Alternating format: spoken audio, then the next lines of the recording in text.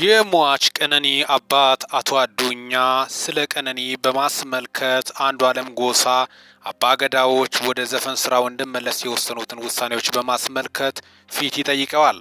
ሳይሆን የቀነኒ ጉዳት በግልጽ ሊጣራ ይገባል ከሚል አኳያ ነው ፊቷን እንደዚህ ያደረገው። ሰላም ተናስተለን ውድ የቻናሌ ተከታታዮች ሚኪ ነኝ ከሚኪያስ ኢንፎ። ለዚህ ቁም ነገር አዘል ቻናል አዲስ ከሆናችሁ ሰብስክራይብ በማድረግ ቤተሰብ ይሁኑ።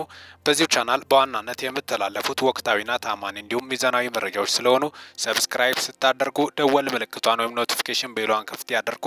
ያን ሲያደርጉ ወዲያውኑ የሚለቀቁት መረጃዎች ለእናንተ ይደርሳሉ።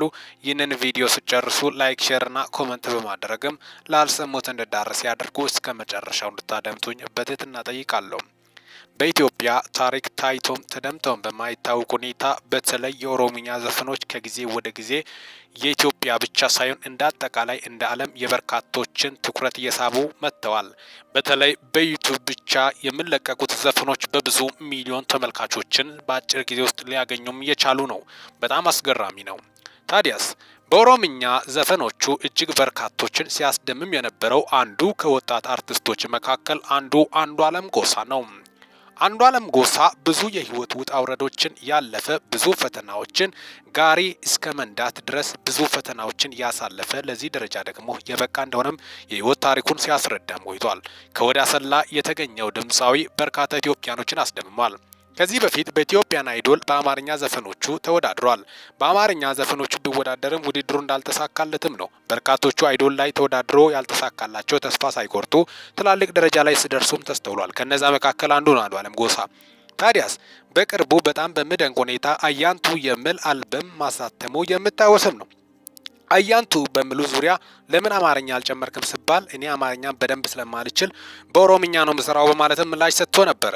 ምክንያቱም በደንብ በምችለው ቋንቋ እንጂ መስፈን ያለብኝ አማርኛ ግዴታ አይደለም በማለት ምላሽ ሰጥቶ ነበር። ታዲያ አንዱዓለም ጎሳ በዚህ ሁኔታ በከፍተኛ ሁኔታ በህዝብ ዘንድ ተወዳጅነት እያገኘ ባለበት ሰዓት ላይ ባልተጠበቀ ጊዜና ሰዓት ባለቤቱ ወይም የፍቅር አጋሩ ቀነኒ አዱኛ ከመልካም ሞዴሏ ህይወቷ ማለፉ ተሰማ። በጣም እጅግ አሳዛኝ፣ በርካቶችን ያስደነገጠ፣ እንባ ያራጨ፣ በርካታ ኢትዮጵያኖችን ደግሞ አንዱዓለም ጎሳ ላይ ቁጣ የቀሰቀሰ ጉዳይ ነበር የሆነው። በተለይ ከፎቅ ዘላ ነው ተፈትፍታ ነው እሱ ወርውሯት ነው የተለያዩ ሀሳቦች ነበረ በሚዲያ ላይ ሲንሸራሸሩ የነበሩት። እጅግ አሳዛኝ የወጣት ቀነኒ አዱኛ ህልፈት በርካቶቹ አሳዛኝና ልብ የሰበረ ክስተት እንደሆነም ነው። ቀነኒ አዱኛ የህልፈቷ ምክንያት ተጽዕኖ እንዳደረባትም ነው በርካቶቹ ያሉት። ስለዚህ ከዛ ከህይወቷ ካለፈ በኋላ የቀነኒ አዱኛ ፎቶ ላይ ማህበራዊ ሚዲያ ላይ ቪዲዮቿ በትክክል ኤአይ ያልሆኑ ትክክለኛ ቪዲዮቿ ሲፖስቱ ነበር። በዚህ ዙሪያ በርካታ ቁጥር ያላቸው ኢትዮጵያኖችም ፊቲ በማለትም ሲጠይቁ ነበር። ፊቲ ከወዴት ነው? ወዴት ይገኛል? እሱ ወረወራት አልወረወራት፣ ገደላት አልገደላት፣ ግን ጫና ስላሳደረባትም የደበደባትም ያስቸግራት እንደነበረም በርካቶቹ ሀሳባቸውን ሲያነሱ አንዱዓለም ጎሳ እንድታሰርም ከፍተኛ ጥያቄ አቅርቦ ነበር። ህልፈቷን ተከትሎ ነበር አንዱዓለም ጎሳ በመንግስት ጸጥታ ኃይሎች ቁጥጥር ስር የዋለው። የኋላ ኋላም ወደ ዱባይ አቅንቶ የተለያዩ ስፍራዎች ላይ መመላለሱ የሚታወስም ነው። ታዲያ በሽምግልና ከአንድም ሁለቴ አቶ አዱኛ ዋቆም በተከታታይ ሚዲያ ላይ በመውጣት ለልጄ ፊቲ በማለትም ስታሩ እናትዮ እያለቀሱ አባትዮም እንደዚሁ እያለቀሱ በርካታ ቁጥር ያላቸው ኢትዮጵያኖችን በዚህ ዙሪያ ነበር። ሌሎች ደግሞ ዝምታን የመረጡበትም ጉዳይ ነበር።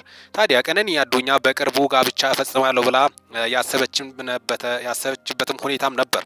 በርካታ ቁጥር ያላቸው ኢትዮጵያኖችን ማዘናቸውን እየገለጹ ያሉት ምክንያቱም ነፍሰ ጡር እንደነበረች ጭምርም ከሀገር ለመውጣትም እቅድ እንደነበራት ጭምርም ነው። አንዱዓለም ጎሳ ከዚህ በፊትም ከጫላ ቡልቱሜ ጋር በተፈጠረው ባለመግባባት በተለይ መረጃው በሳቱ የወጣው በአባገዳ አባቶች ታርቀዋሉ። እንግዲህ ጫላ ቡልቱም ወይም አርቲስት ጫላ ቡልቱም በአሁኑ ሰዓት የተረጋጋ ህይወት እንደጀመረም በርካቶቹ የገለጹ ናቸው። ወደ ቀድሞ ወደ እምነቱ እንደተመለሰና ተረጋግቶ አሁን ወደ ቸርች እንደተመላለሰም ነው እየተመላለሰ እንደሆነም የወጡት መረጃዎች ያሳያሉ። አንዱዓለም ጎሳ ጫላ ቱሜ ጋርዱን ካልገደልኩ ስል በመሃሉ ስገባ አንዱዓለም እግር ላይ ተመታ ነው የተባለው። እንግዲህ በዚህ ምክንያትም ደግሞ እርቅ ኋላ እንደፈጠሩ ጭምርም በአባገዳዎች አማካኝነትም ማለትም ነው።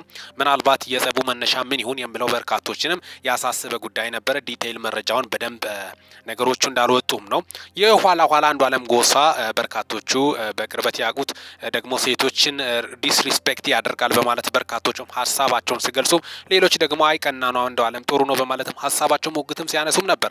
በዚህ በአንዱዓለም ጎሳና ነፍስ ይማር በቀነኒ አዱኛ ጉዳይ ሌሎች ለምን ይገባሉ ይላል። ሌሎች ደግሞ ስገቡ ደግሞ ሰብአዊነት እንደሆነ በርካቶቹ የሚገቡትም ግድ ይለናል። ሴት ልጅ ላይ የሚደርሰው ጥቃት ነገም እንደኛ ነው። ስለዚህ እኛ ላይ ያለ መሆኑ ምን ዋስትና አለን? በዚህ ዝምታ መምረጥ የለብንም በማለትም የቀነኒ አዱኛ አባትን በተደጋጋሚ ይግባኝ ሲጠይቁም ነበር። በዚህ ዙሪያ አንዱዓለም ቀነኒ ካለፈች ጊዜና ሰዓት ጀምሮ በጣም በሚያሳዝን ሁኔታ እስከዛ ድረስ ደግሞ መቃብር ስፍራ ሄዶም ሲያለቅስም ተስተውሏል። ምስልም ሲያጋራ ከእስር ልክ እንደተፈታ።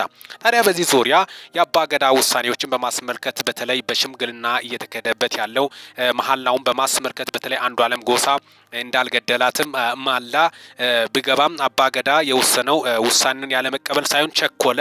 ስለዚህ እኛን ያላማከረ አይደለም። እኛ ልጃችን የተደበደበችበት ቢያንስ ባይገላት እንኳን አልገደላትን ብንል እንኳን ልጃችን ስትደበደብ ነበር፣ ከዚህ በፊት ስትጨቆን ነበር። ለዚህ ፊቲ እንጠይቃለን። ለልጃችን ሞት ምክንያትም ቢሆን እሱ ነው በማለትም ነው አባትየው እያስተላለፉ ያሉት። ይህ ደግሞ ለመላው ኢትዮጵያውያን አጠቃላይ እስካሁን ድረስ በርካቶቹ ዝምታን የመረጡበት ምክንያት ለምንድን ነው? ታዋቂና ዝነኛ ስለሆነ ነው ወይስ ምንድን ነው? እኩልነትና ፍትህ ሊሰፍን ይገባል። አንዱዓለም የኦሮሞ አርቲስት ነው ፈርጥ ስለሆነ እንዳይታሰር የሚሉት አንዳንድ አመለካከቶች አሉ። በሚሉ ዙሪያ ደግሞ ይህ ሰብአዊነት ነው። ኦሮሞ አርቲስትነት ትግራይ አርቲስትነት አይደለም። ምክንያቱም ለኦሮሞ የዘፈነ ከሆነ በትክክል ስለ ኦሮሞ መኖር አለበት። ኦሮሞን ዲስሪስፔክት አድርጎ ለኦሮሞ ዘፈንኩ ማለት ከባድ እንደሆነ የሞተችውም ደግሞ የትኛውም ተወላጅ የትም ይሁን ሰብአዊነት ነው። በሰብአዊነት መጠየቅ እንዳለበት በርካቶቹ ሀሳባቸው ሲገልጹ አንዱዓለም እኮ በግድያው ላይ አልተሳተፈም፣ ደግሞ አንዱዓለም ንጹህ ነው የሚሉትም አልጠፉም። አንዱዓለም ላይ ሴራ ነው ብሎት በርካቶቹ ግን የቀነኒ አዱኛ ህልፈት ከዛ በፊት ስትደበደብ በጣም በሚያሳዝን ሁኔታ ማህበራዊ ሚዲያ ላይ ሲንሸራሸሩ የነበሩትም ሚዲያዎች ላይ ደግሞ ሲያጥለቅልቁም ተስተውሏል። እውነታው ወዴት ይሆን? ማን ይሁን ጥፋተኛ? ማን ይሁን ተጠያቂ? እስካሁን ድረስ አባትየው እንግዲህ ለልጄ ፊቲ እያሉ ነው። ፊቲ ወዴት ይሁን? እውነታው ማንጋ ይሁን በማለት በርካቶቹ ሀሳባቸውን የገለጹ ናቸው። ከዚህ በፊት ቀነኒ በተደጋጋሚ በደል ሲደርስባት እንደነበረም በተደጋጋሚ ስትወስት ነበር። መቼስ እሱ ሳያቀርቶ ወይስ እሱ ነው በማለት በርካቶቹም ስለዚህ አንዱዓለም ጎሳ ተጠያቂ ነው በማለትም ነው በርካቶቹ ሀሳባቸውን እየገለጹ ያሉት። ከፊሎቹ ደግሞ አይ አንዱዓለም ንጹህ ነው ከደሙ ንጹህ ነው በማለትም በርካቶቹም ስለሱም በተመሳሳይ ልክ ደግሞ የተሟገቱትም እንዳልጠፉ ጭምርም ነው። የአደባባይ መረጃ ነው። የእናንተ ሀሳብስ ምን ይመስላል?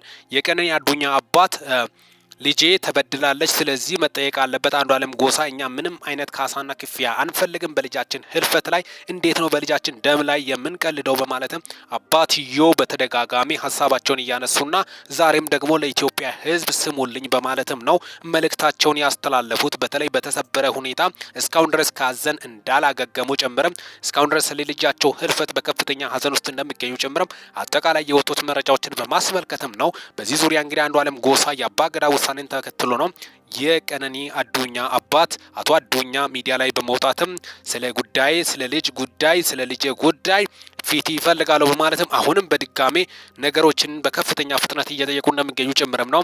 አጠቃላይ በዚህ ዙሪያ የህግ አካላቶች ምን ምላሽ ይሰጣሉ፣ የኢትዮጵያ ህዝብ ምን ምላሽ ይሰጣል የሚለውን እስኪ አብረን በቀጣዩ የምናየው ይሆናል። እስካሁን ድረስ አብሬያቸው ቆየሁት። ሚኪ ነኝ ከሚኪያስ ኢንፎ። ለዚህ ቁም ነገር አዘል ቻናል አዲስ ከሆናችሁ ሰብስክራይብ በማድረግ ቤተሰብ ይሁኑ። ይህንን ቪዲዮ ላይክ፣ ሼር እና ኮመንት በማድረግም ላልሰሙት እንዲዳረስ ያድርጉ። አጠቃላይ ለሰዓታት ያሉኝ መረጃዎች ይህን ይመስላሉ። በወቅታዊና አጫጭር እንዲሁም ሚዛናዊ መረጃዎች እስከምንገናኝ